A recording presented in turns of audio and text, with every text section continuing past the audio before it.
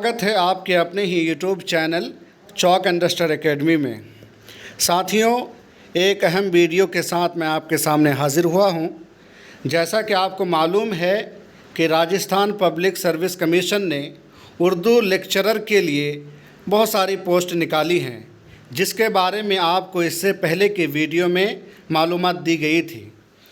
आज उसके सिलेबस के बारे में हम बातचीत करेंगे कि सेकंड पेपर में जो कि आपका उर्दू का होगा उसका सिलेबस क्या होगा, क्योंकि किसी भी एग्ज़ाम की तैयारी करने से पहले आपको उसका सिलेबस पता होना चाहिए ताकि आप सिलेबस के अकॉर्डिंग अपनी तैयारी कर सकें और बेहतर से बेहतर तैयारी करके आप एग्ज़ाम हॉल में जा सकें और फाइनली सिलेक्शन ले सकें।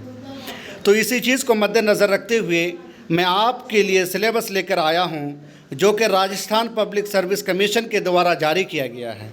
तो आप देख लीजिए, इसको यूनिट के हिसाब से बांटा गया है। 1 यूनिट, 2 यूनिट, 3 यूनिट, इसी तरह इसमें 5 यूनिट में सिलेबस को दिया गया है। तो आप सबसे पहला यूनिट देख लीजिए कि इस यूनिट में किस तरह के सवालात पूछे जाएंगे, क्या इसका पैटर्न होगा, वो देख लीजिए। तो फर्स्ट यूनिट है various kinds of Urdu pros, यानी उर्दू प्रोज़ से सवालात होंगे। अब उर्दू प्रोज़ में क्या क्या आता है ये में देख लीजिए। जैसे दास्तान है, नावल है एंड ड्रामा। ये फर्स्ट यूनिट में पहला पार्ट है, यानी दास्तान से भी सवाल होंगे, नावल से भी, इसी तरह ड्रामा से भी सवाल पूछा जाएगा। बी देख लीजिए, short story, essays and biography से भी सवालात होंगे। सी में है खुतूत निगारी, इंशाइया और खाका निगारी, इन सब से भी सवालात पूछे जाएंगे। यूनिट 2 में है Urdu pros in northern India, and north India में उर्दू के बारे में क्या कुछ हुआ, कैसे तरक्की हुई, उर्दू प्रोज़ ने क्या खिदमत अंजाम दी, उर्दू प्रोज़ कैसे तरक्की की, उसके बारे में यहाँ पर बताया गया है। तो ये में है फोर्ट विलियम कॉलेज। तो आपको फोर्ट विलियम कॉलेज के बारे में पूरी मालूमात होनी चाहिए। ये फोर्ट विलियम कॉलेज किस लिए कायम किया गया, इसके मकासद क्या हैं, ये सारी चीज़ें आपको पता होनी चाहिए फोर्ट विलियम कॉलेज के बारे में। इसी तरह बी में है दिल्ली कॉलेज। दिल्ली कॉलेज के बारे में भी आपको पूरा पढ़ना पड़ेगा। इसका क़याम कब हुआ, उर्दू के लिए उन्होंने कौन कौन सी खदमात अंजाम दी, यहाँ पे कौन कौन से शायर या उर्दूदा हजरात जो यहाँ से निकले हैं, उर्दू की खिदमत में इन लोगों ने कौन कौन सी तहरीक चलाई, ये सारी चीज़ें आपको पढ़ना पड़ेगा दिल्ली कॉलेज के बारे में। इसी तरह अलीगढ़ मूवमेंट के बारे में भी पढ़ना पड़ेगा। अलीगढ़ मूवमेंट का मकसद क्या था, अलीगढ़ मूवमेंट ने उर्दू के लिए क्या क्या खदमात अंजाम दी, इसके बारे में सारी मालूमात आपको होना चाहिए। अब आ जाइए अगले यूनिट नंबर 3 में, socio reformative aspect of Urdu literature. जैसे ये में है 1857 उर्दू लिटरेचर एंड जर्नलिज़म, यानी उर्दू लिटरेचर जो उर्दू अदब है या इसी तरह सहाफ़त है, 1857 के ताल्लुक़ से इसमें बातें क्या कही गई हैं, इस ताल्लुक़ से आपको पढ़ना पड़ेगा।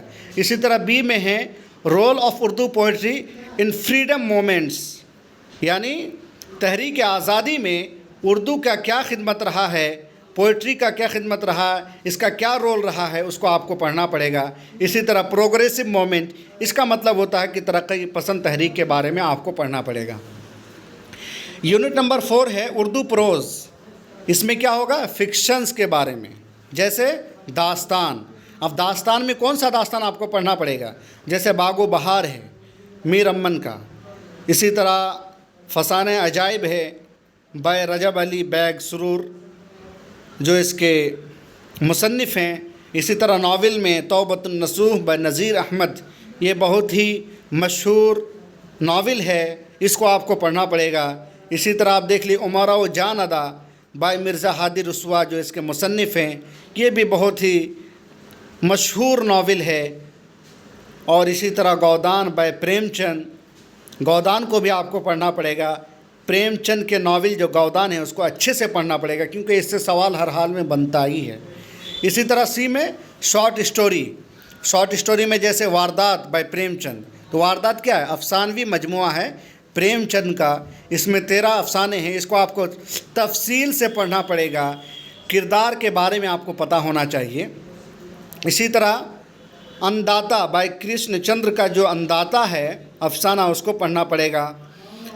منٹو کے نمائندہ افسانے یہ کس کے ہیں؟ سعادت حسن منٹو کے جو منتخب کیا گیا ہے، اس میں کس کے ذریعے؟ اطہر پرویز کے ذریعے، یہ آپ کو پڑھنا پڑے گا۔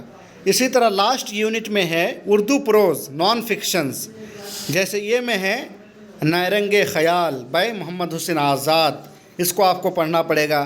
اسی طرح انتخابی Mehdi Afadi published by U P Urdu academy, اس کتاب کو بھی آپ کو پڑھنا پڑے گا۔ مضامین سر سید بائی آل احمد سرور، اس کو بھی، اس کتاب کو بھی آپ کو پڑھنا پڑے گا۔ یادگار غالب جو حالی کے دوارا لکھی گئی ہے، اس کو بھی آپ کو تفصیل سے پڑھنا پڑے گا۔ غبار خاطر جو خطوط کا مجموعہ ہے بائی ابوالکلام آزاد، اس کو بھی پڑھنا پڑے گا۔ اسی طرح مضامین رشید بائی رشید احمد صدیقی کے جو مصنف ہیں، مضامین رشید کو بھی آپ کو تفصیل سے اور اچھی طریقے سے پڑھنا پڑے گا۔ اسی طرح آخری جو کتاب ہے آب گم بائی مشتاق یوسفی، اس کو بھی آپ کو پڑھنا پڑے گا۔ ساتھیوں، یہ جو آپ کے سلیبس تھے جس کو 5 یونٹ میں بانٹا گیا ہے، آپ سلیبس کے اکارڈنگ تیاری کیجیے، کیونکہ کسی بھی چیز کو تیاری کرنے کے لیے، منظم طریقے سے تیاری کرنے کے لیے آپ کو سب سے پہلے سلیبس کا پتہ ہونا ضروری ہے۔ تو یہ آپ کے سامنے سلیبس تھا، آپ اس کو پرنٹ آؤٹ کر لیجئے اور سلیبس سامنے رکھ کر کے آپ تیاری کیجئے۔ آپ ادھر ادھر بھٹکیے نہیں، آپ جب بھی تیاری کیجئے تو سلیبس آپ کے سامنے ہونا چاہیے۔ تو آپ اچھے سے دیکھ لیجئے سلیبس کو۔ اگر آپ کے پاس کتاب نہیں ہے تو آپ کچھ کتابیں خرید بھی لیجئے جو اہم کتابیں ہیں، اور اس کے بعد تیاری میں لگ جائیے اچھی طریقے سے۔ سلیبس آپ کے سامنے موجود ہے۔ اچھا، سوالات کس طرح سے پوچھے جائیں گے، اس کا پیٹرن کیا ہوگا؟ پیٹرن آف کوشچن پیپر، تو سب سے پہلے آبجیکٹیو ٹائپ پیپر ہوگا، یعنی اس میں معروضی سوالات پوچھے جائیں گے، آبجیکٹیو ٹائپ کوشچن پوچھے جائیں گے۔ میکسیمم مارکس جو ہے 75 نمبر کا ہے۔ سیکنڈ پیپر جو ہوگا آپ کا 75 مارکس کا ہوگا۔ اچھا، کوشچن کی تعداد جو ہوں گے، نمبر آف کوشچنس 150، پھر 150 سوالات ہوں گے۔ آپ کو ٹائم دیا جائے گا 3 گھنٹے، 3 آورس۔